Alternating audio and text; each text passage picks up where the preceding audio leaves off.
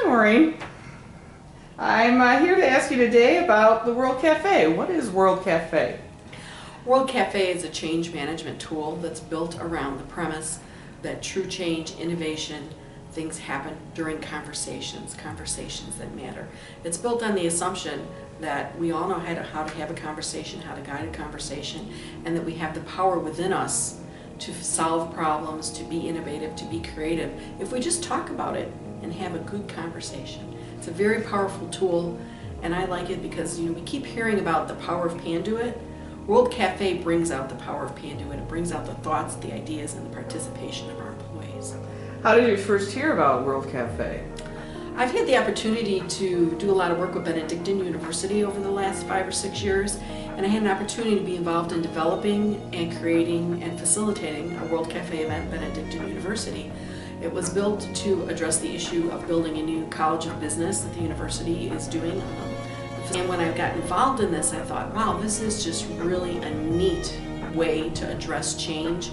And it has a really strong Kaizen feel to it. I've been involved in the Panduit's Lean program for many years. We've done a lot of Kaizens. And I thought this just really fits the whole Kaizen feel. It's a new way to do Kaizen. Where was the first World Cafe for Panduit done? A few years ago, we were planning a Lean Week for our Lockport facility. And during our Lean Weeks, we tried to bring in and sit down and talk about, what are the problems and issues or what are the challenges that the facility are having. And at that time, our Lockport facility was going through a lot of renovation and remodeling. Excuse me. And there was a plan to develop an innovation area.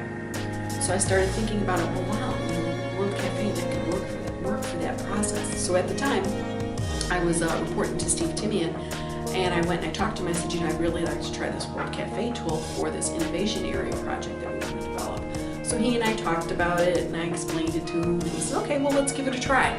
So we did. We'd never done it before. We got a group of people together. We identified some key questions about what's innovation, what's an innovation area, and we held this World Cafe Kaizen event, and it was really great. We had engineers, maintenance people, tool and die makers, architects, division managers, quality people, a whole range of people participated in this event, and it went really, really well. In all the years that I facilitated different events and training and things like that at Panduit, I've never seen such synergy happening during an event. And the group actually just spontaneous applause at the end, which really was awesome that they saw the value in it, they felt that we accomplished something. So in just a few hours, we had some really good ideas around what we need to do for this innovation area. We took that information, we went into a Kaizen layout process, and then within a few days, we had a proposal for management of here's what we need for this innovation area. It was really awesome. And have we done any other World Cafes at Panduit? Well, as one thing always leads to another, Darren Norbert participated in that first World Cafe, and he really liked the process and thought, well, this could really help us with our visioning and our developing projects that we do with our customers. And he asked if I could help develop a World Cafe for the corporate research and development campus that we were just beginning to talk about, just starting to work on. And I said, well, of course, and we did that. So we identified some key questions around what do we need this facility to look like. We conducted a World Cafe. We had all the people that are working in the CRD facility, people that are going to be using the facility. So again, a wide range of folks in there. We did the World Cafe, and then the group worked out on a layout for the area. And within 2 to 3 days, we had a plan and a proposal that everyone in the facility agreed upon for this event. Thing that was really neat about that one, Bill Murphy participated in it, and afterwards he came up to me and says, Maureen, it usually takes us 12 to 18 months to get everybody on the same page and in agreement with what the proposal for the event should be. We did this in a few days. Wow. So it really was great. Yeah. So what are the 7 principles of World Cafe? Okay, so as I said, World Cafe is built around the premise of the power of conversation. So the first thing that you want to do is to set the context. You want to talk with a group of people that are around the issue, the problem, the challenge, and say, okay, what do we need to do? What do we need to go after? So then once you've kind of figured out what is it we're going after, the next thing you need to do is create hospitable space. We want to make sure that the people coming into the World Cafe event are comfortable, they're relaxed, they like being there. So it's really important to set up the room in a nice way. So we have tables set up, and at each table you have one question that you're going to explore. But at the table we have parchment paper, we have markers, pens, pencils, slinkies, Play-Doh, things for people to play and fiddle with because that helps them relax, it helps them be creative. and we encourage them to write and to draw on the tables. So you sit at that table for 20 minutes or so and you have this conversation around the question, and then you move to the next table and you have another conversation. So once we create that hospitable space, we also have to make sure that we explore questions that matter. We're asking people to give up their valuable time. Everybody's busy, right? So we want to make sure that when they come in, that they're going to get some value out of it and that we're going to get the results that we need out of it as well. So the questions are really critical. You're going to spend a lot of time developing the questions. Once you've figured out what your questions are, the next thing is you have to encourage contribution.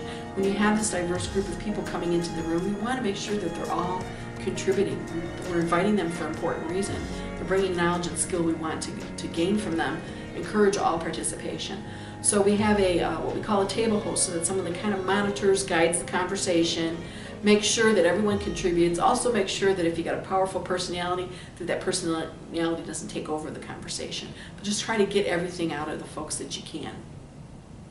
So after we've done that, we also want to make sure that we're connecting the diverse perspectives. When you've got a broad range of people in a room having a conversation, they're going to have very different perspectives, very different goals, very different ideas. If you think of a chart and you have the vertical axis, you've got one person thinking this way, got another one across the horizontal, and they really have different perspectives. And oftentimes, you'll come to a conclusion or solution that's consensus, where neither one of those parties is really happy, but okay, we'll deal with this. If we can guide strong conversations, we can create an entirely new trajectory that takes us in the path we never even imagined, and not only satisfies both perspectives, but creates something new and very, very powerful. Whole different approach.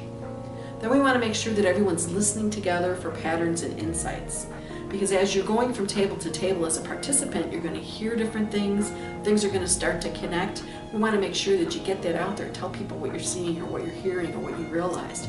And as a table host, you're going to hear a wide range of ideas around that specific question that you're monitoring. You want to make sure that you're connecting the patterns, that you're seeing the themes, you're seeing the things that everybody feels that this is what we need to do. Everybody's concerned about this. We've got lots of ideas around that. So you want to make sure that you're hearing those things and you're connecting them. Then the last principle is to harvest and share the discoveries.